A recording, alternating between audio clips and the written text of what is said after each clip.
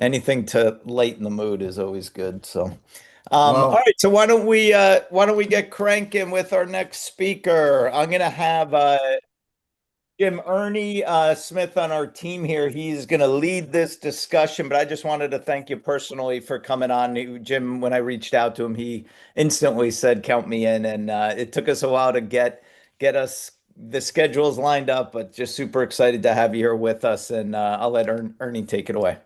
Hey, Jim, let me thanks, get you Jordy. started. So, hey, thanks for joining us today. We're honored to welcome Jim Siegrist, a former Wall Street investment banker turned CEO, now Chief Revenue Officer at VersaClimber. He's led companies across many industries, finance, tech, fitness, and more, and knows exactly what great teams are made of. He's here to share what veterans can learn from high-performing civilian careers, how to translate leadership into impact, and the traits that set apart those who truly thrive after transition. Did I manage to get enough in there, Jim? Did I miss something? No pressure, right? Yeah, that's can you please say that to my wife? It makes me sound much better than I am. So this is great. My I'm rates are reasonable, and I can also address the dishes in the sink if you like. I'm in on all those. I really am appreciative and honored to be here. I heard the names, joined a little early and heard the names you guys were talking about getting on there here, and I'm like, how the hell am I on this? Well, I mean, obviously you've been doing something right throughout the years, so we want to take and pick your brains and see what these folks can apply. Yeah, happy to do it. And it goes without saying, but I have mad respect for all of you and appreciate all you do. I've got a lot of friends who have and currently do serve, and I know the sacrifices you guys all make. So thank you. Thank you. So I'll get you started. So you've moved between industries, finance, tech, consumer goods, and all the people here have to do the reinvention thing. So how do you approach it? Yeah, it's a great question. Reinvention is a really good word. I am a double finance major. I got a finance degree undergrad. I have a master's degree in finance, and now I'm a sales guy and an entrepreneur. So go figure. I think as you guys transition, it's all about how do you reinvent yourself. And yeah, I'll give you one example. So I did the Wall Street thing for a while.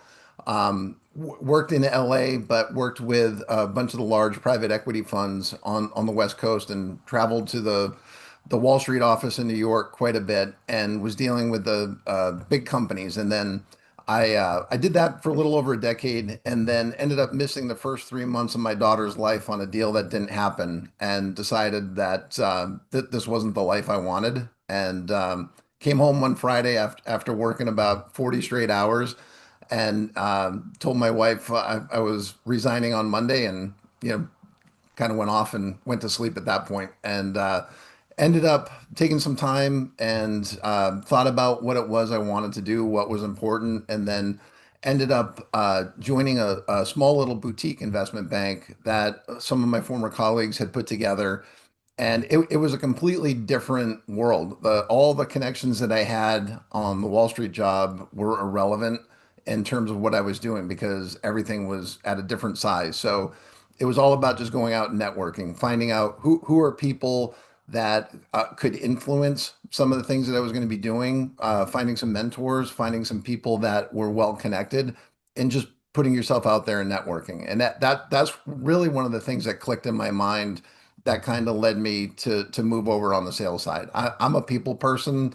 I like numbers, so that kind of helped on the finance side. But at the end of the day, it was all about relationships. So I think as you all think about this next move, like what one of the big things is self-confidence as you go into this, because it's I've gone through a couple different transitions in my career, and self-doubt always can creep in, but the skills that you have all learned, everything from leadership, dedication, hard work, accountability, all of those are what employers are looking for. So, don't sell yourself short. It's not something that you flip a switch and suddenly everything's great. It takes time. It's a process. And I think the resilience that all of you have learned through your experience is going to come in handy here. And just, like I said, don't let the self-doubt creep in. You have a lot to offer. So I think that's a much longer answer than you were looking for, but hopefully that was helpful. No, the long answers are good. You give me material to work with and places to probe, so I appreciate it. You mentioned self-doubt several times there. Tell me about imposter syndrome. How do you deal with it? Because when you're going from one industry to another, it had to hit Yeah. you. No, it's real, and it's interesting. I had a call yesterday with a company that I'm helping out, and it's one of those things. We all know what we're good at, and we just take for granted the things that we know, the skills that we've learned. So whether it's things that you guys have done throughout your career or things that you do in your personal life, it's easy to forget that not everybody knows how to do the things you do, and that part of the imposter syndrome coming in, where some of the things where I had moved into a company, the thing with Cristiano Ronaldo. Put together a group. It started off as a consulting project, and then we were helping him with his rock brand of headphones. It was right around the time that Beats had just gone through the roof. So everyone's sitting there looking at this amazing opportunity with Cristiano Ronaldo, who at the time was the literally the most popular person in the world. And as part of that consulting project evolved and I got appointed CEO, it was kind of like oh, great. Now what? No Because I pressure. hadn't been in that role. I've helped CEOs. I've been on the other side of the table as a consultant, as an investment banker. I've been, senior executive at a company, but when you're sitting in that seat trying to lead, it's very easy to feel like you're not worthy of it, and it just takes time. And I think the most successful people I've seen in leadership roles, and I think all of you probably can attest to this if you think about the leaders that you've had in your careers. It's the people that don't feel like they've got to be the smartest person in the room, and not being afraid to surround themselves with better people that complement their skill set. I've seen so many in my life and in my career, people in general, and then especially in business, that I don't know if it's insecurity or what it is, but they've got to be the smartest person in the room, and it just doesn't work that way. That the way to get ahead is to lift everybody up around you and make sure you've got a complementary group of people that bring something different to the table. And at VersaClimber, the way we describe, I'm sure you guys probably all have very fond memories of getting tortured on the VersaClimber and basic training or at various places around the world. When I go to events, it's either an athlete or somebody from the military. If I'm wearing a VersaClimber shirt, I'll give you just one quick aside here. I was at an event in Dallas at the end of last year. It was for college rec center leaders, and I was at the bar. It was at the end of the event, and I had my VersaClimber shirt on. And there was a guy sitting down next to me, and he just looked up at me and shook his head, and he goes, "I freaking hate you." And I just laughed. I said, "Military or college athlete?" And he said both. So um, I forgot where I was going with this, but hopefully, again, there's a little nugget in there. Yes, we all learn to hate that effing machine. Yeah, No yeah. doubt. So we jumping around. What's your framework for figuring out if a company or job or an industry is the right fit? It's all about the people. It all the other things there's always going to be opportunities there, but it's kind of like a marriage or any kind of relationship. It's only going to last so long if there's not a good connection and a good fit. And we've all seen people that are miserable, whether it's you're on a deployment and you've got a lousy leader, or you're in a we've all dated somebody that wasn't the right person. It fit is important. And sometimes early in your career you got to suck it up and you don't really have that luxury.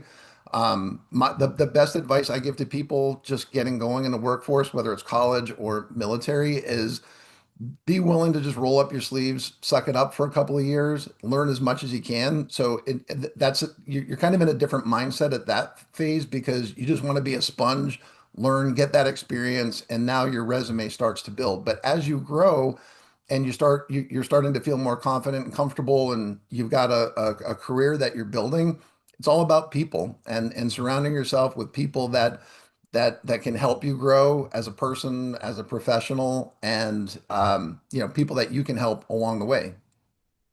So on the flip side of that, what's the big red flag that tells you it's time to move on or double down on a job?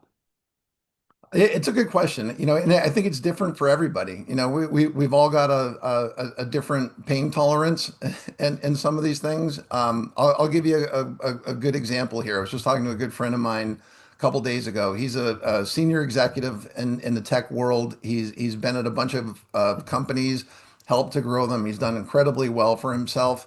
And a friend of his brought him in about 3 years ago, and they're getting ready to go public. There's a big opportunity, and then things just started to not feel right, and certain people that were well respected were let go, and his buddy who brought him in was let go, and he kind of saw the writing on the wall there.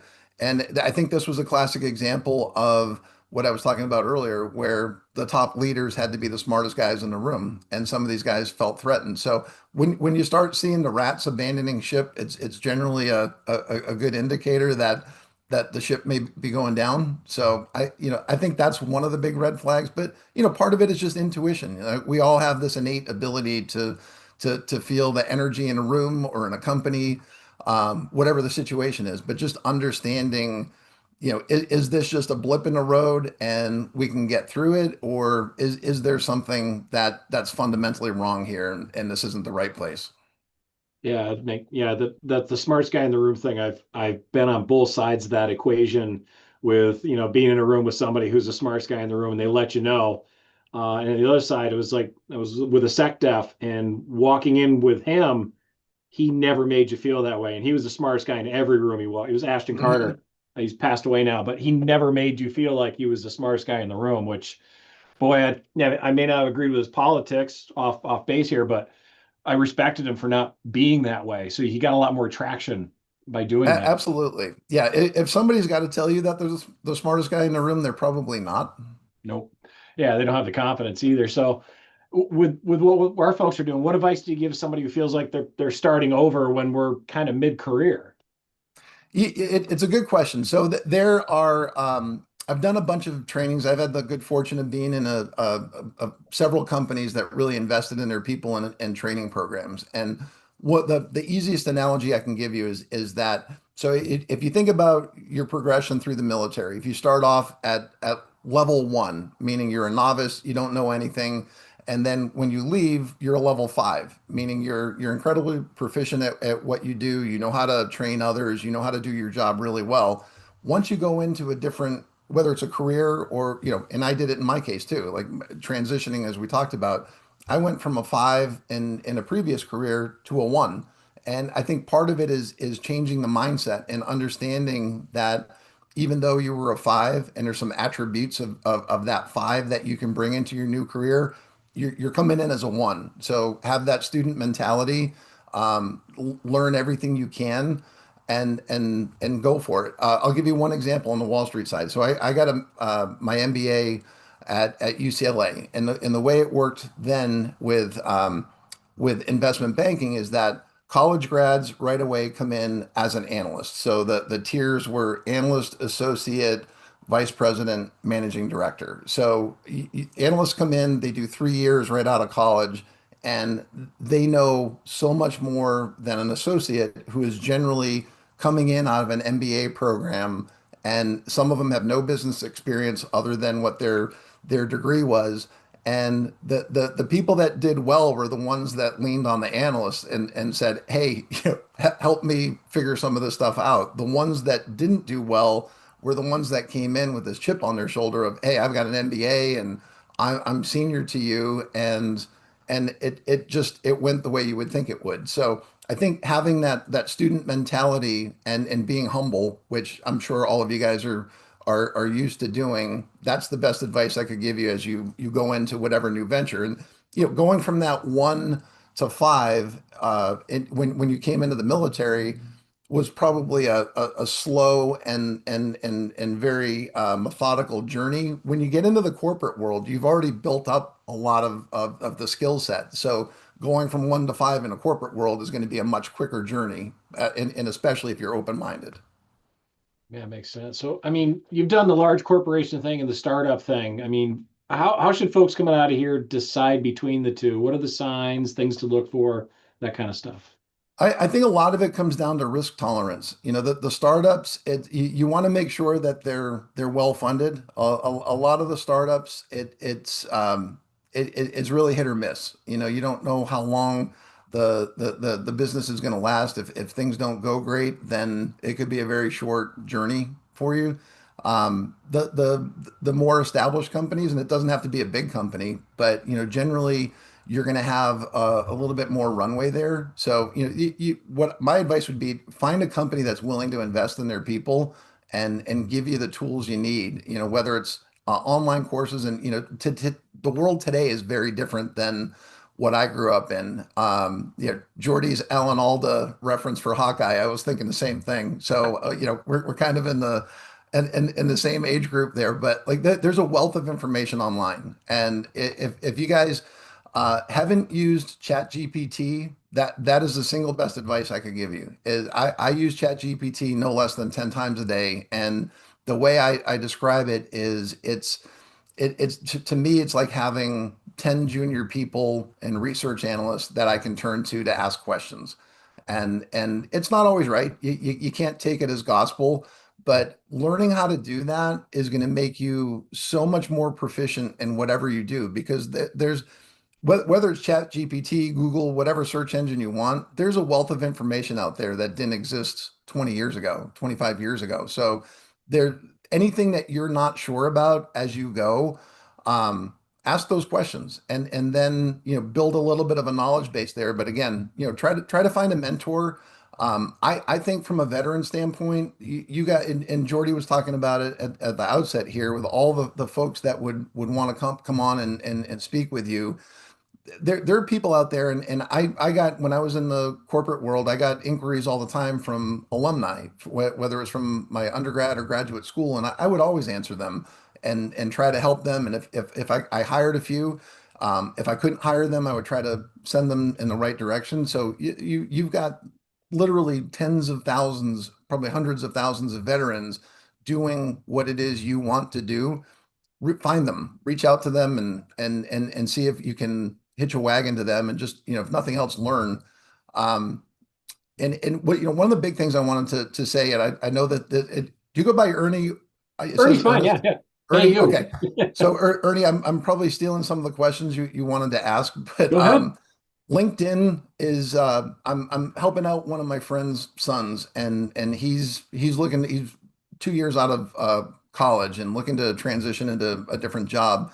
LinkedIn is the single biggest place where you can kind of build your reputation. So take your experience that you had in the military and be as specific as you can in terms of leadership, results, all of that, and build that profile, and then start to network. Like you can use LinkedIn as a resource to research people that are doing the jobs that you want to do, and find people. I don't know if veterans have access to, you know, kind of an alumni directory, if you will, but being able to find people that are working at companies that you're interested in, if you can get in and find somebody who's a veteran, you're already ahead of the game because they know what you've been through, and they've been through it themselves. But Oh yeah. LinkedIn, definitely get on there and build up your profile. Yeah, we preach that like the gospel. Yeah. But speaking of hiring, so when you're hiring, what are the skills or traits that consistently stand out to you, regardless of maybe educational background or experience? Yeah, you know what? It's interesting because I've evolved in my career, and I think a lot of the people in the corporate world don't necessarily understand or appreciate what all of you do on a day-to-day basis. So I think you know, being able to emphasize those things that I talked about, you know, the dedication, the results driven mentality, the accountability, you know, the more you can show that you generated results, the better off. Because if you think about it, you've got a resume that now is getting screened by computers looking for keywords.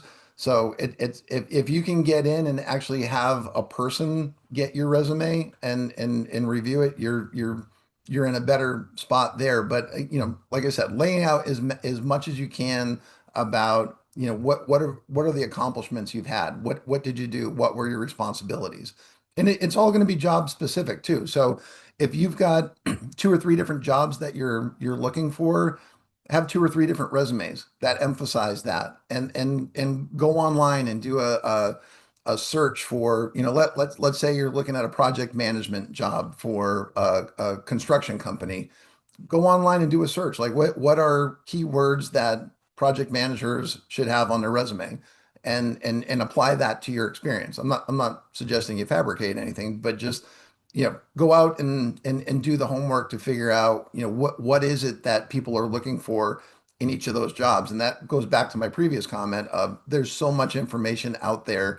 Part of it, I think one of the big things is having a feel for what generally you want to go. The more specific you can be about what kind of job you want, the better off you're going to be, because employers are looking for people who know what they want, and that way they can fit in there. So even if you're not sure, it's important to sell that in that particular interview or letter to somebody who's the hiring manager.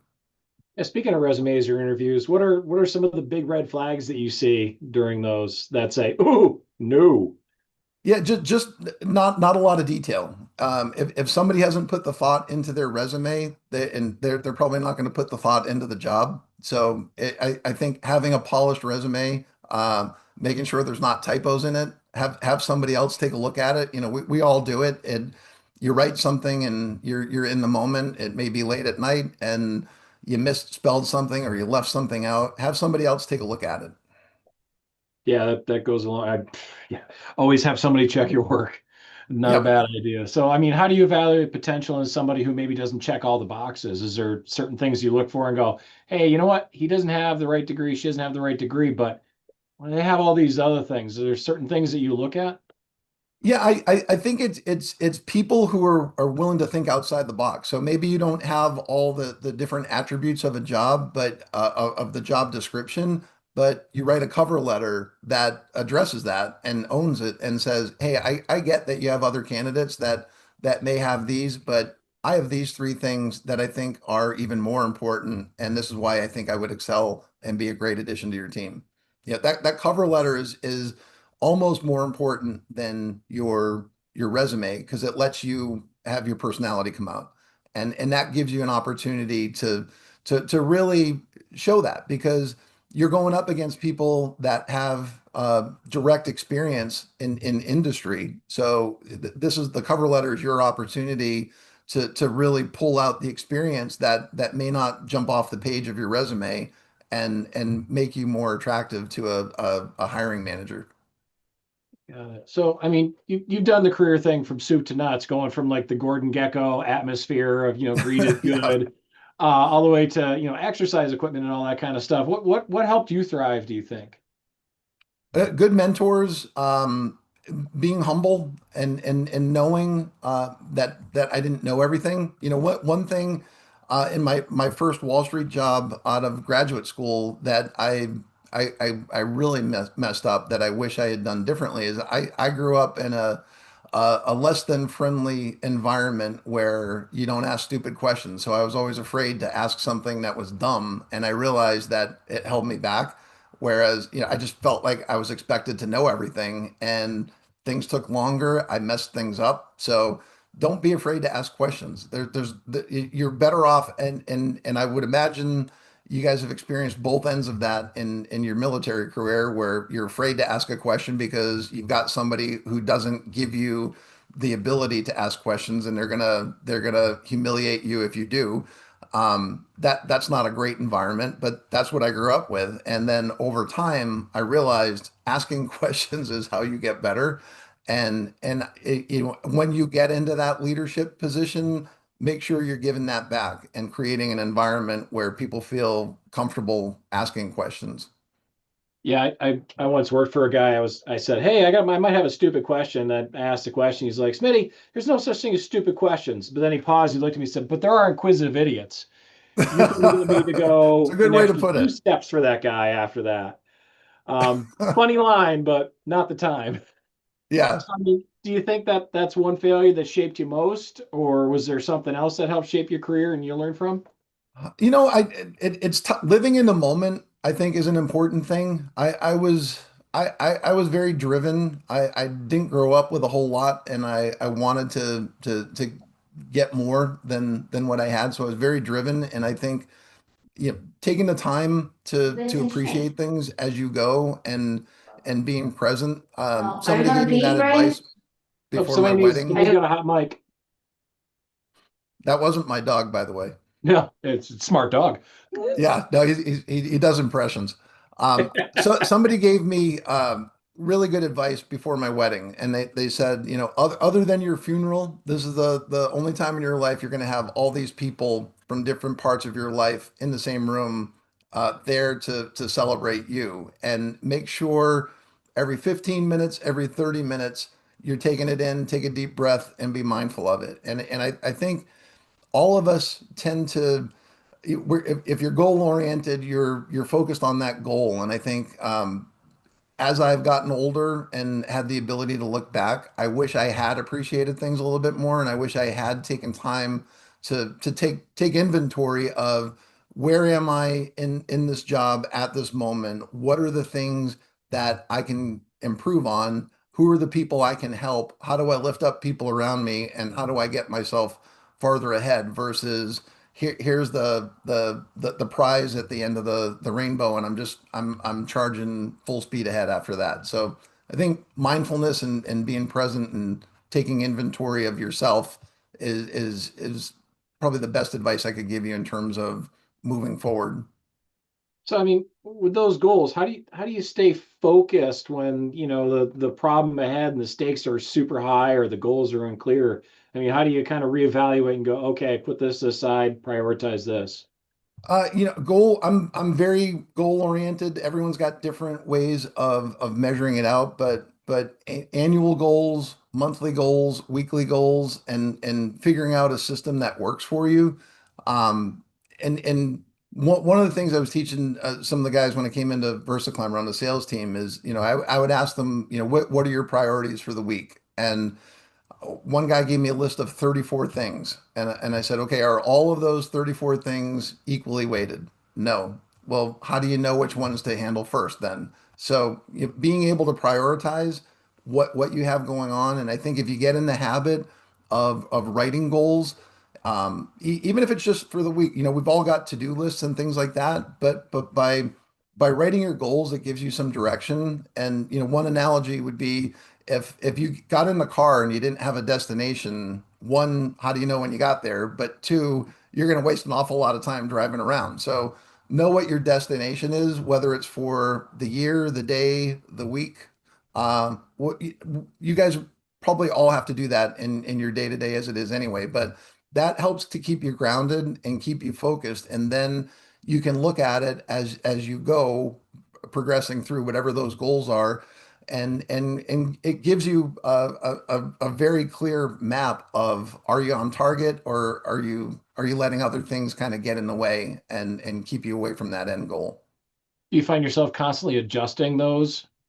Oh yeah, yeah, yeah. The list tends to get a little bit longer, and it's I think part of it is having the discipline to prioritize and focus on what's important, and realize that a lot of times not all of it's going to be done, but you make sure you're focusing on the things that are the most important. So, what do you think, like the most important, maybe a small mind shift that, that you recommend that makes the biggest impact in business? Something that you see, God, you need to change this one little thing and you're going to kill it.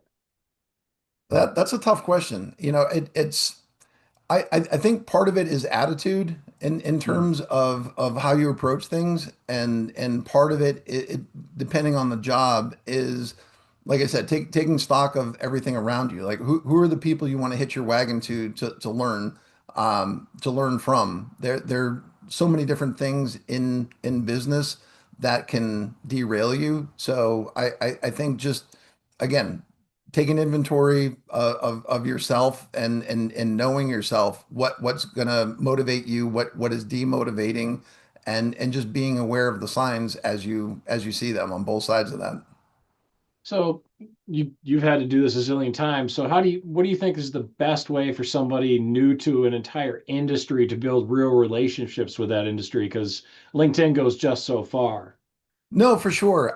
You know, it's a different world now with so many people being remote. You know, if you're in the same town as somebody, same city, grabbing a cup of coffee, grabbing a beer, having lunch, just, you know, picking people's brain. You know, a lot of people are eager to share what they've learned throughout their career. So, you know, or do something like this. I mean, Zoom, the pandemic changed this whole interaction here with video calls. And I would encourage people to do video as much as they can because you can see people's facial expressions. You can tell if you're losing them.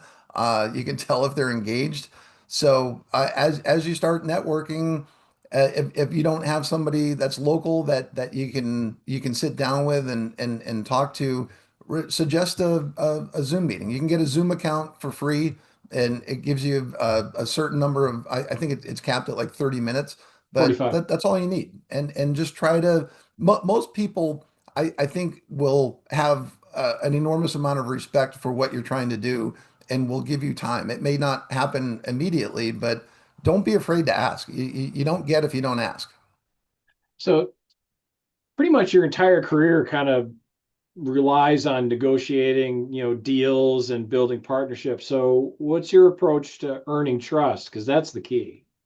Yeah, it's a great question. I think it's building a personal relationship. And you know, one of the things, you know, a lot of times people will ask you what your superpower is, and my superpower is relationships. It's being able to come in and not look for something for somebody. I think so many mistakes that people make are the first time they're whether you're in sales or it doesn't matter what the job is, but trying to get something from somebody, you have to build that trust first. And some of the training books that are out there that you can look at talks about making deposits into the relationship bank. You can't make a withdrawal unless you've made deposits. So think about it that way in terms of before you ask somebody for something, have you made an investment into that relationship to start to build that trust? And so knowing the right time, and there are obviously some caveats to all that. You know, as you're looking at other veterans to lean on to help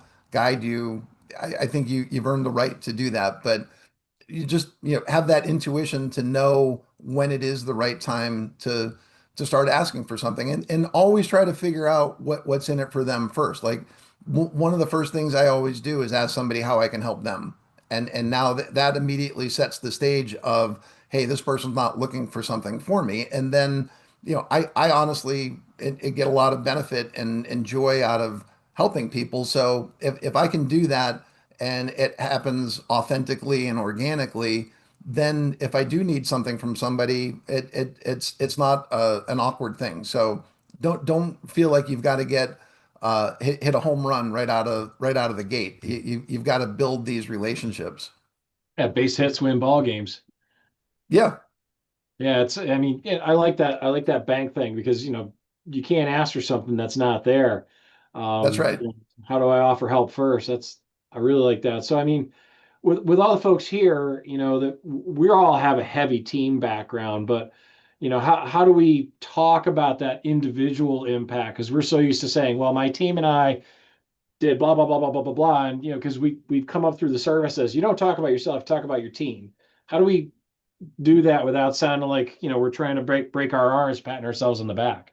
Yeah, it's a great question, Ernie. And I just had this conversation with my friend's son that I was telling you about, is that, you know, we all, most of us are pretty humble and don't like talking about ourselves. And your resume is your opportunity to brag. Like that if you're not going to brag on your resume, you're not going to get in the door. So you've got to break that out and use the resume to do that bragging. But when you have that conversation, you do want to mention the team, because I think that's one of the most valuable things that you all bring, is that you've worked in a team environment. And most companies, unless you're going to be like a data analyst and shoved in some dark corner, you're working with a team. So being able to emphasize the team attributes and be able to tell stories about how did you work in that team, and how do you complement each other? So the resume is the place to brag. You can be a little more humble in the conversations, but really emphasize that team attribute because it's super important. So one thing I noticed in the corporate world, and I learned the hard way, was sometimes you could be too good of a teammate, and the boss feels threatened, like you're coming for their job. I Absolutely. mean, how do you try to still bring that, hey, I'm a great teammate, you're helping people, without that threat looming overhead that says, I don't think I need that person anymore. Yeah, that's a tough one because it goes back to that example I was talking about, where if you've got a boss who's not trying to develop you and build you up and maybe put you in a different position that can help them look better, that may not be the right place for you. And I think it's important to realize that if you've got somebody that you're working under who's threatened by you, that's not a good mentor for you, and that may be the time to start looking at another position. Is there anything that you could say that's somebody would need to be looking for to recognize that? Is there any things that you've noticed over your career, like, ooh, I've seen this before? Yeah, I think it's subtle and it's more of a gut feel than anything. Like if you feel them try to take credit for things that you've done and not give you recognition for it, that's one of the first signs. Shutting you out of meetings that you should be in is the other sign. So and I think making sure that if you don't have an environment, I don't know what the review process is like in the military, but if a company isn't giving you at least a couple times a year a formal review, ask for it and sit down with your boss and ask them, What am I doing well? What do I need to work on? And what do you recommend for me to get better at my job?" Yeah, boy, did we get those reviews. All Some were right. better than others. But looking back on it, I wish more places did that now, because the formality of it's amazing. Hey, Rick's got a question. Go ahead, sir. Thank you. I have a resume question. So I think it was a few days ago, we had a resume specialist that talked to us, and she said, don't list any job more than 10 years back because there's age discrimination and involved in the workplace and, whatever. So I went back and I deleted the jobs that were 10 years old, and I've been doing a lot of looking at other people on LinkedIn, and all these senior executives and people, they've all got their jobs going back 20 years. So what's your take on that? Yeah, Rick, it's a really good question, and as a an aged person myself, I can tell you that the age discrimination is alive and well, and a lot of people will hide behind their algorithms and just say your resume didn't make the cut. Sorry. I don't, I'm not a resume expert, but I don't agree with the advice you got because they're going to figure out at some point what year you graduated college or what year you went into the service or what year you graduated high school. Like all those things are going to come out anyway. So why not share the things you did? What I tell people to do on those resumes is you want the most emphasis. If you're just getting started and your career is 5 years or less, you want your resume on one page. If you're more than 5 years, you can go with 2 pages, but really emphasize the most recent things you've done. And then on those things that were maybe 20 years ago, just list a bullet point or maybe a summary, like a sentence that says, this is what my role was and these were my responsibilities. And like if I think we could all go through, and if I said, Rick, hey, 20 years ago, I saw that you had this job. Tell me one thing about that you think I should know. Just you go in with that mentality on it. But I wouldn't hide behind it. And in the way that I have personally done it, and the way I've seen friends and colleagues get around the age discrimination thing, because it is real, and anyone that tells you that it's not is lying to you.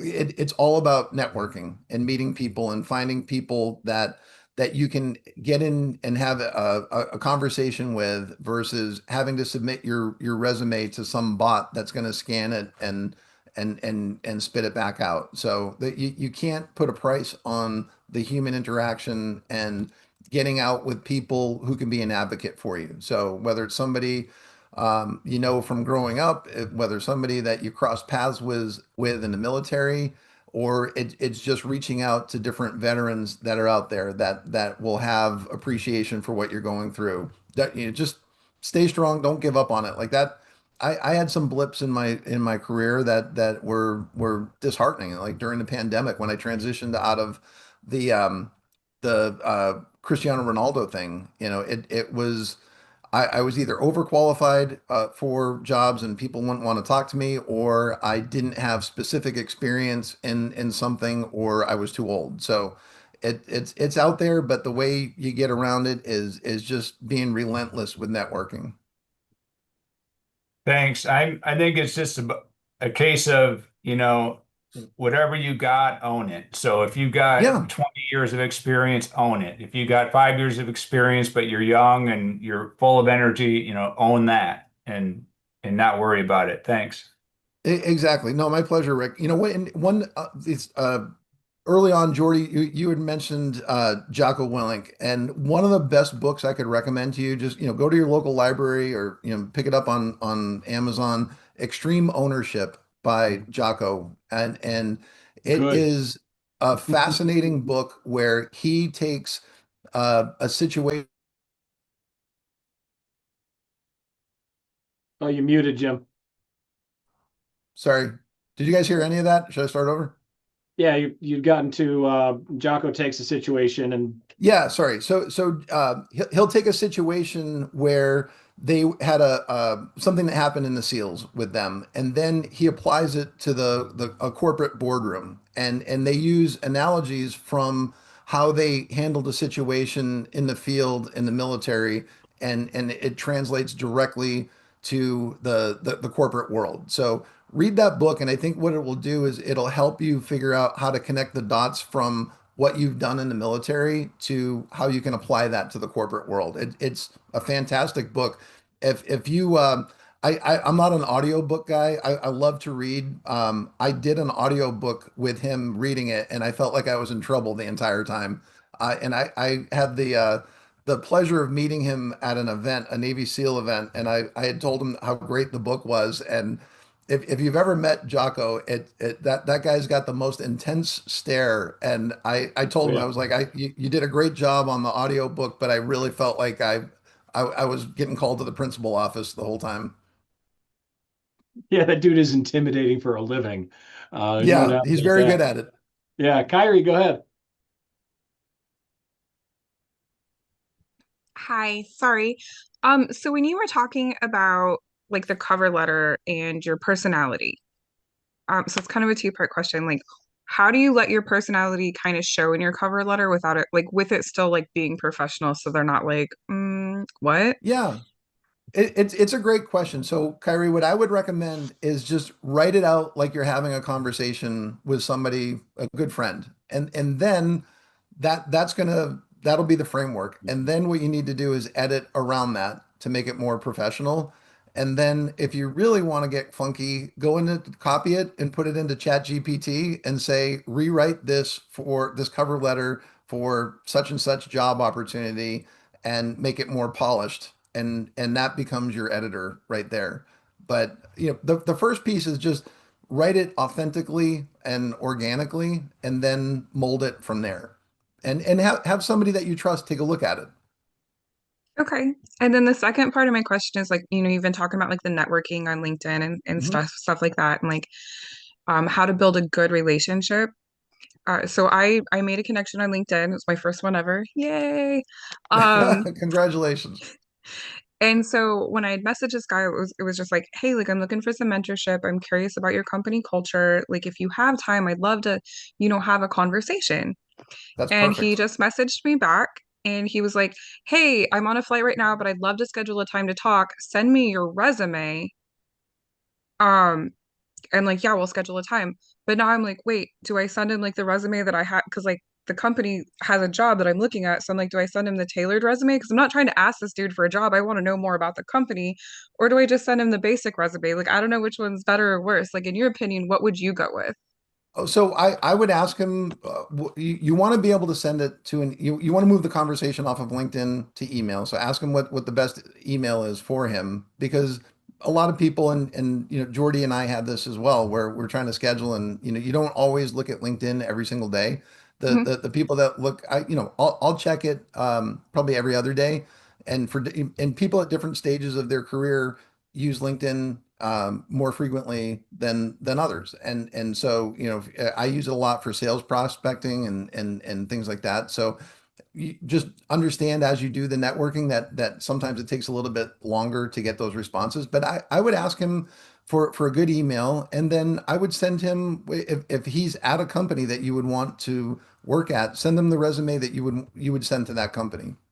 Okay, yeah, I have his email, like, and I have one tailored for the specific job at the company.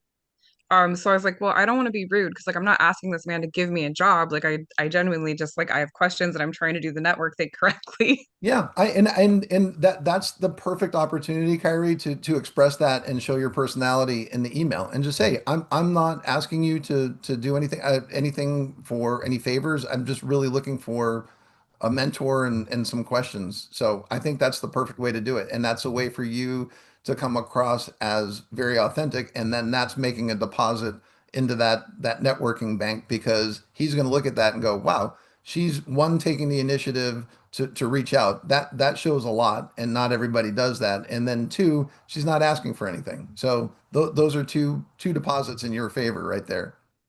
Okay, awesome. Thank you so much. Yeah, you're welcome. Hey, said something, you've mentioned out of box thinking a couple times. So what's something unconventional you've done in your career that's paid off that like, whoa, where'd that come from?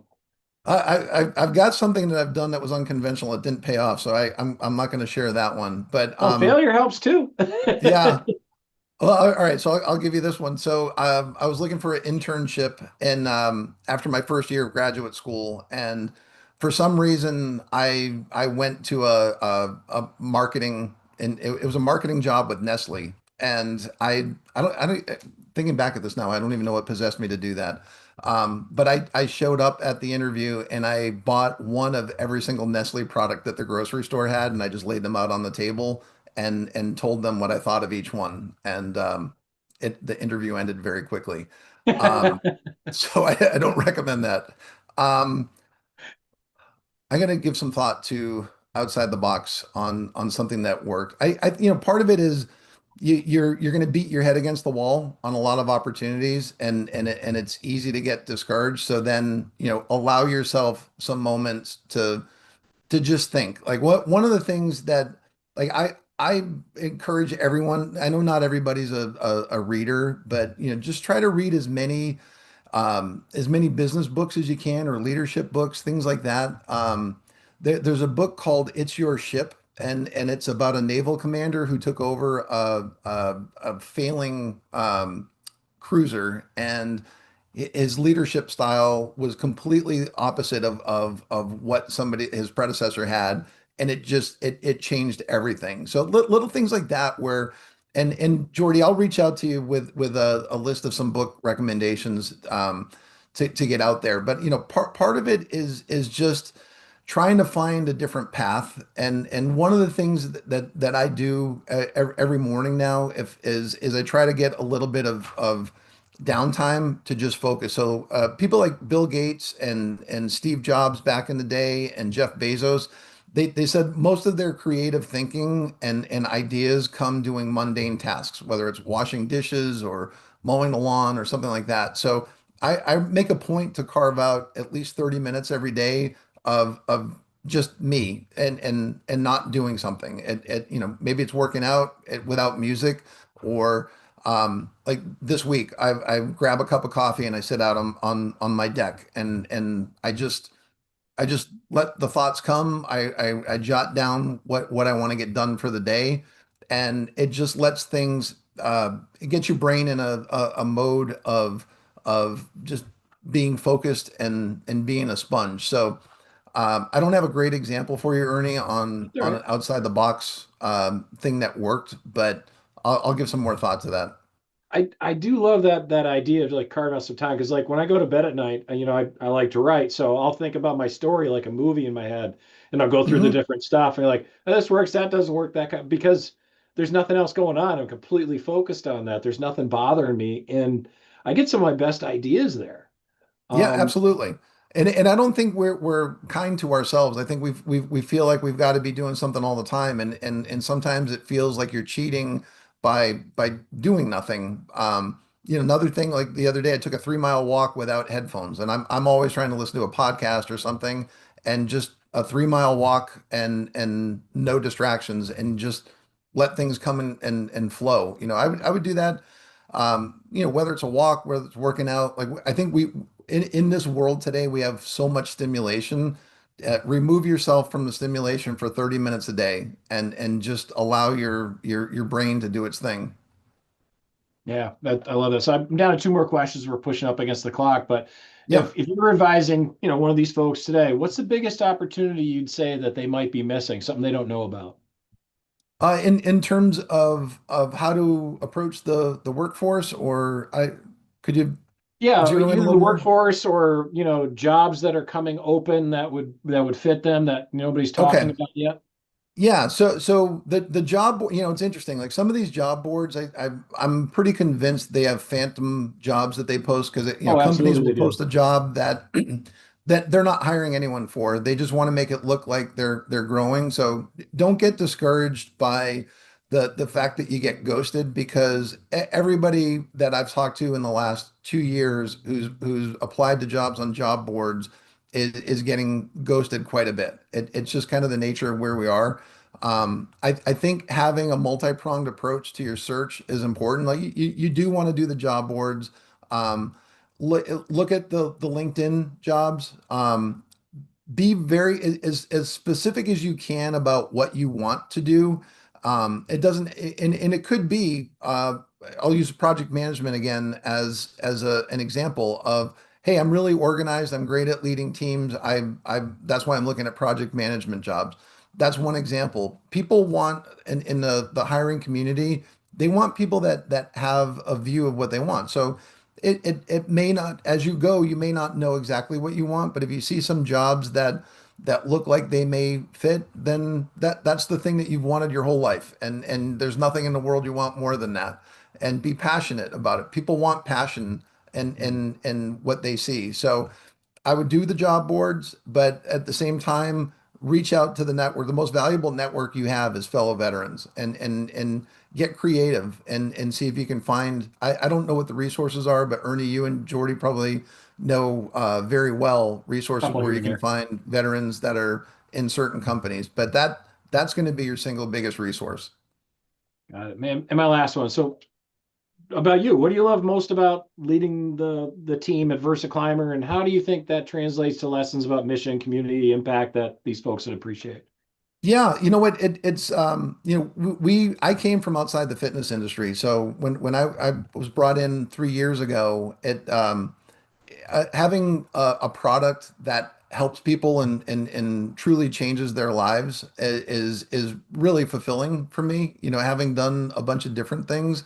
So being able to have we've got a great team of people who are all like-minded, and the way I describe VersaClimber is it's a 43-year-old startup. So it was a company that had an amazing product that Dick Charnitsky, who founded the product 43 years ago, created a machine in an industry that didn't exist. Vertical climbing was never something that anyone thought of, and they were amazing innovators, but didn't really know how to do sales and didn't really have business experience running it. So bringing in some people from the outside that had that expertise that can help grow the company, that to me is really fulfilling, which is, going back to one of the things I said at the outset is you don't really know what you take for granted the things that you know and don't realize how they can help people sometimes. So having that team atmosphere and working with good people, and my whole thing in my life is I've cut the negativity out. So whether it's personally or professionally, if somebody's just negative all the time, I just don't have time for that. And so I would make sure you've got positive influences in your life, and when you get in those leadership positions in a company, there's we went through this exercise. We had the executive team do an offsite early this year, and there was a grid with 9 boxes. So the best performers were on the top right. So that means that they were really great performers and really great for the culture. The person that's on the bottom left is a poor performer and terrible for culture. So we ended up force ranking some people, and a couple of people landed in that bottom left box. And tough decisions have to get made when you do that. So think about that in your life. Is somebody adding value to your life, or is somebody holding you back and being the bummer at the party when you go out? Yeah, I'm sure after that box exercise, it was a quiet ride home. Yeah, that was nobody likes having to make those decisions, but sometimes No. you need to prune a little to grow. Awesome. Hey, if anybody's got any more questions, fire away now. Going. Awesome. Hey, Jim, it's been great having you here. Have you any closing thoughts you'd like to share with everybody before I let you get back to work? Just a couple. Fire. One, don't underestimate what you bring to the table. Going back to what I was talking about before, your experience is incredibly transferable. It's on you to deliver that message to people as to why it's transferable. And you got to understand that a lot of people in the corporate world don't know what it is you do and you did. So it's on you to describe that. Be intentional with your networking. Set a goal. How many people you're going to reach out to, who you're going to reach out to each day, each week, and hold yourself accountable to that.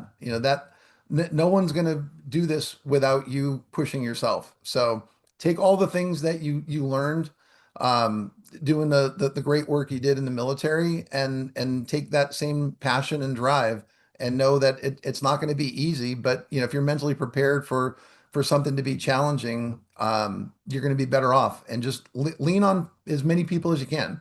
Like the fact that you've got this incredible resource here with the work that Jordy and Ernie are doing is amazing. And just keep pounding the knowledge. Read, absorb, and the more you're doing that, the more you're going to get into the right places. That's awesome. Thank you very much. So, Jim Siegrist of VersaClimber, Chief Revenue Officer, longtime businessman, former friend of Gordon Gecko. Hey, thank you very much for taking your time out of your day to come out and drop some wisdom on the folks. I really appreciate it, and I thank you. In the It's meantime, my pleasure. yeah, awesome. Thank you, sir, very much. Hey, in the Thank you, meantime, we'll guys. break for lunch. We'll see you guys back here at 2 o'clock with George Pardos for On Target Vets. See you guys.